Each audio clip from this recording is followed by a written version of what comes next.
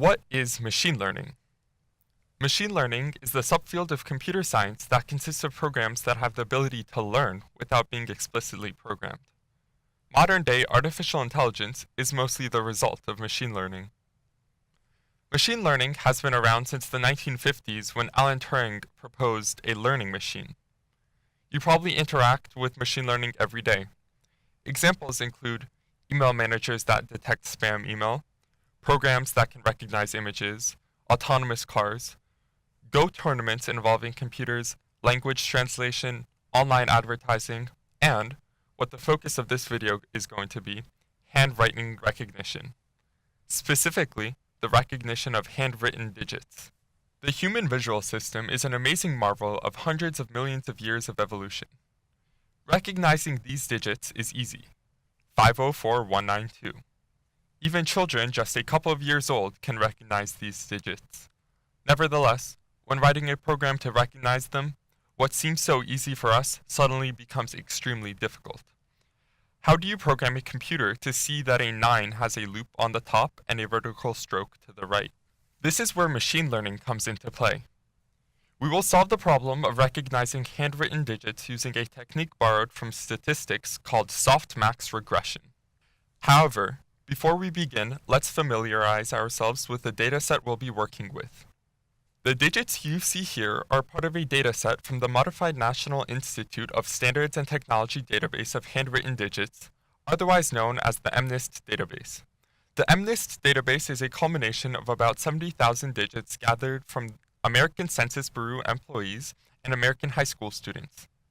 Each digit consists of 28 by 28 black and white pixels, which are represented by an 8-bit value determining their darkness. It is important to understand what regression is before you can begin understanding special types of it, in this case, softmax regression. By definition, regression analysis is a statistical process for estimating the relationships among a dependent variable and one or more independent variables. Regression analysis is widely used for all sorts of prediction and forecasting. In the case of recognizing handwritten digits, the independent variable is the matrix of 8-bit values representing the darkness of each of the 784 pixels on the 28 by 28 image, and the dependent variable is the value of the digit itself.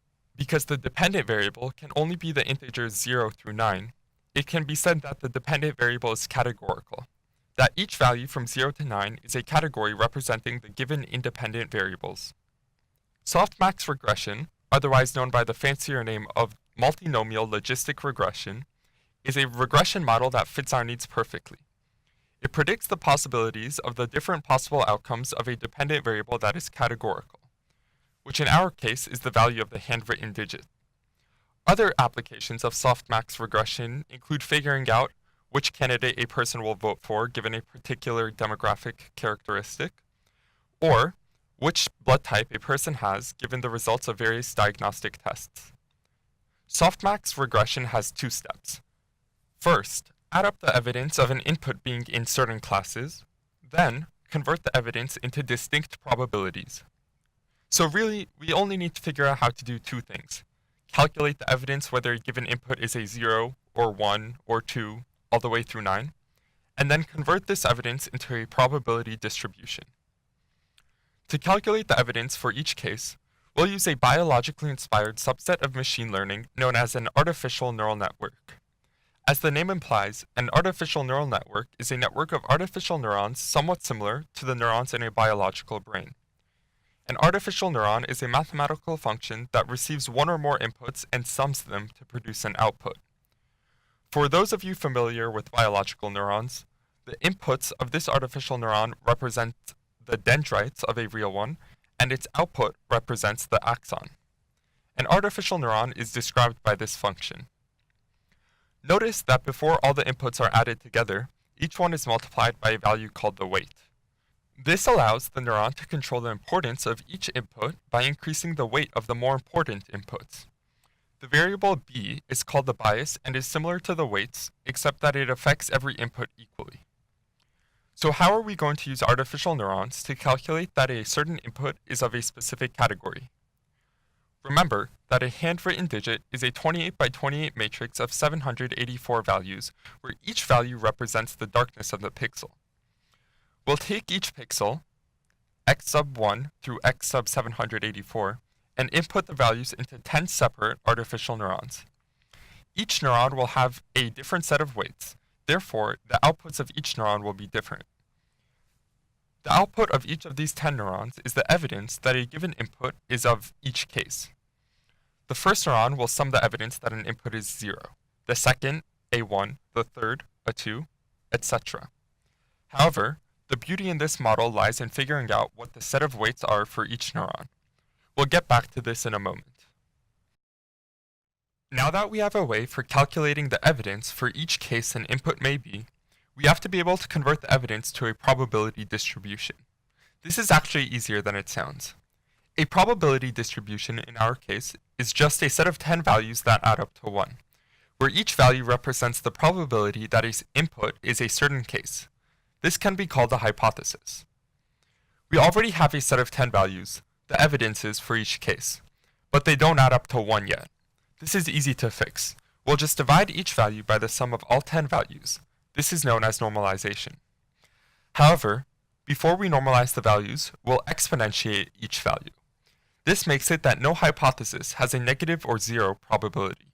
Additionally, exponentiating the evidence causes one more unit of evidence to increase the weight given to any hypothesis multiplicatively, while having one less unit of evidence means that a hypothesis gets a fraction of its earlier weight. This exponential curve ends up being more accurate than a linear one. What we have just created is known as a single-layer neural network. Our network of 10 neurons takes handwritten digits as an input to calculate the evidence for each case. Then, the evidence is converted to a probability distribution that an inputted image is of any of the 10 cases. Now that we have a method of converting a handwritten input to a probability distribution of 10 values, there's just one thing left to figure out. What will the weights be for each of the 10 neurons? Calculating these weights is the heart of machine learning. To calculate the weights, we must first figure out how wrong the prediction of our neural network was.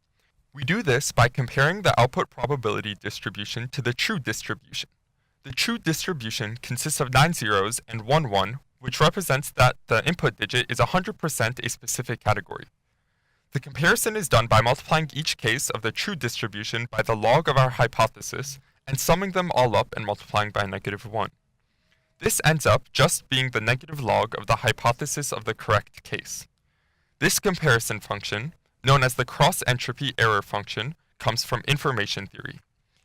It's used to measure how inefficient a prediction is from describing a truth.